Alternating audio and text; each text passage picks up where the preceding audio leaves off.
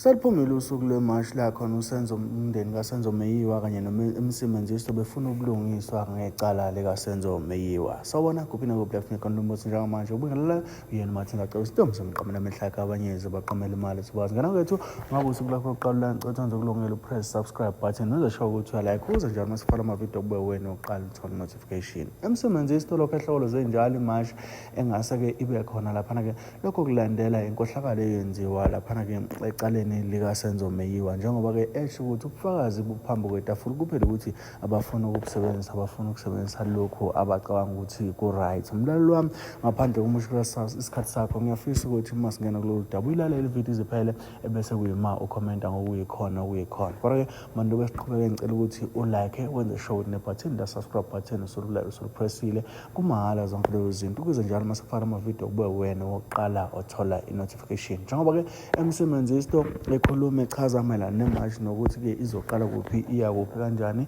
Ngithemba ukuthi ivideo uzoyithokozela ngaphandle kokumusha isikhathi sakho singane kuyona ke ivideo.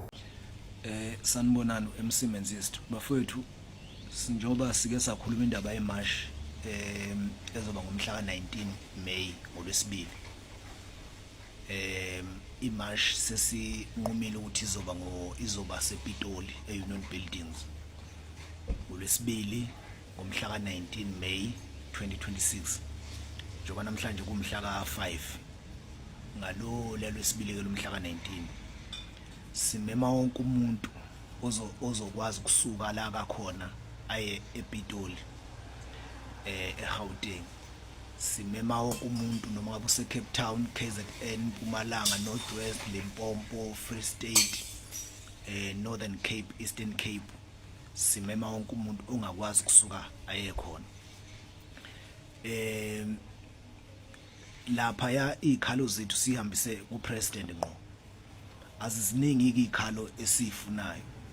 Sifuna upresident ngomlomo wakhe athathe udocket 375 awunikeza amaHawks noma awunikeza uGeneral Mkhwanazi namanye amadocket awu2 okuyiwona avulwa uSifiso Meyiwa evulela lamaphoyisa aphazamisa ukusebenza kwengalo yomthetho.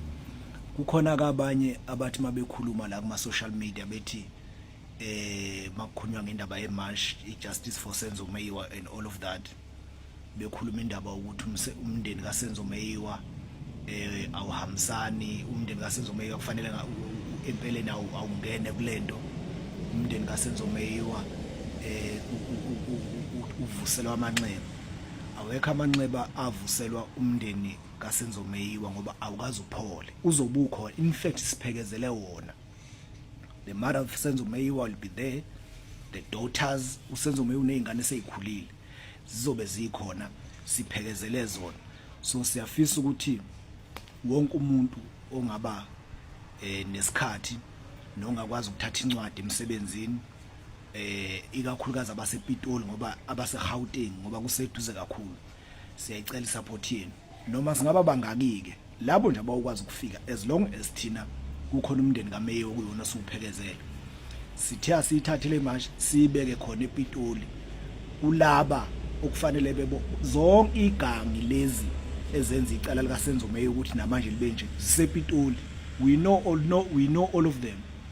Into esiyeleke laphana ePitoli iyodwa.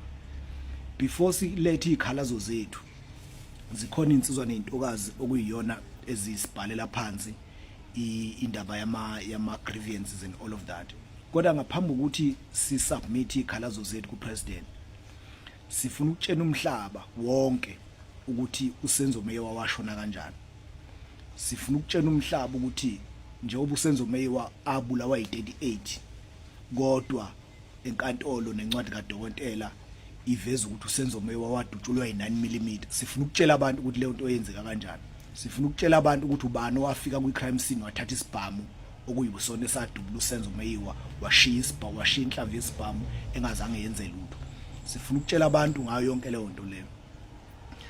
Okuhleke ukuthi akekho umuntu osesikhundleni esiphezulu emaphoyiseni na uhulumeni nje wonke, akekho umuntu ongazi ukuthi uSenzo Meyiwa icala lakhe ligxotshwa kanjani ngenyawo.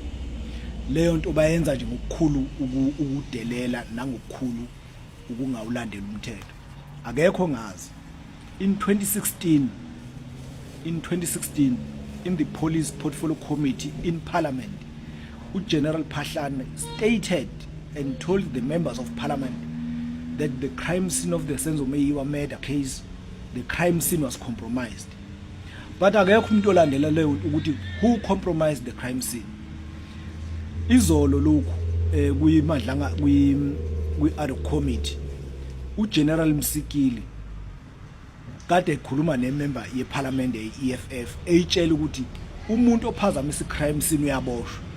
Now that we know ukuthi umuntu ophazamisa i-crime scene uyaboshwa, uGeneral Phahlane mighty crime scene kaSenzo Meyiwa was compromised.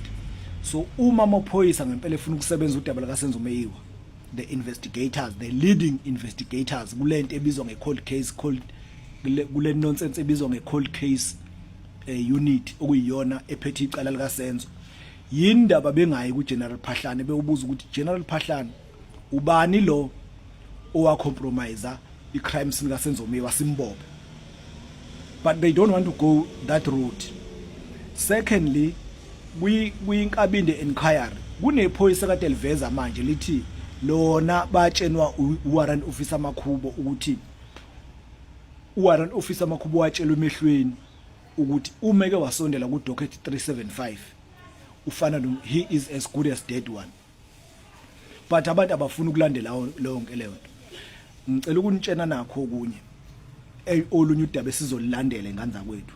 Angithi niyazi ukuthi kuleli cala kaSenzo Meyiwa sekufe more than 18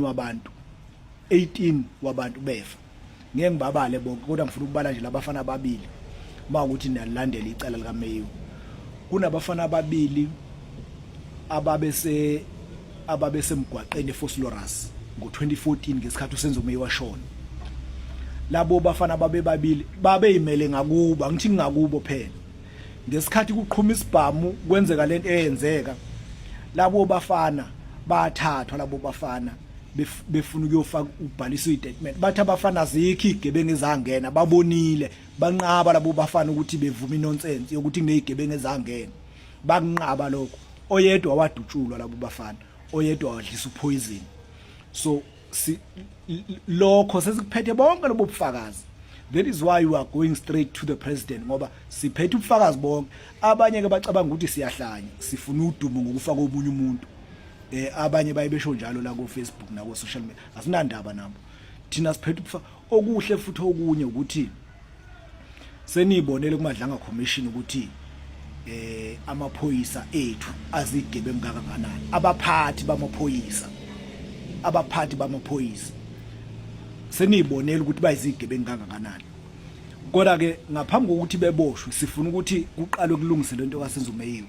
So we are inviting even them to come to the march. If they want to kill us, they must come and kill us. Sizobe singenamuntu, asinama bodyguard nasinalutho, asinazo ngisho imoto. Well ke azobe khona amaphoyisa azobe gadi imarch. Kodwa nje thina sigado, if they want to come and shoot us, we are still inviting them to come. Siyacela abafuthi niphume ngobuningi benu, sizobe sikho. Thina nje siyakhukhula manje, sibheke khona eGoli, siyohlalela ngakhona, siyolungisa ezinye izinto ezobe ithinta unimarch. Kodwa nje kwabazokhona ukuphumelela ngomhla ka19 uzobe kungesibili. Asiye lapha ePitoli. Asisabulutho, asinikele thina ngemizimba yethu. Uma befuna ukusibulala besibulalela ukuthi sifuna ubulungiswa for uSenzo Meyiwa ngoba sebe ngaphezulu kuka even uadvocate Mngomezulu is one of the people ofele ukuthi ofele ukuthi ufuna ubulungiswa ngecala likaSenzo Meyiwa. Ngiyazi ukuthi abaningi benu bazi ukuthi advocate Mngomezulu wavele washona nje ngoba wayegula. That is not true.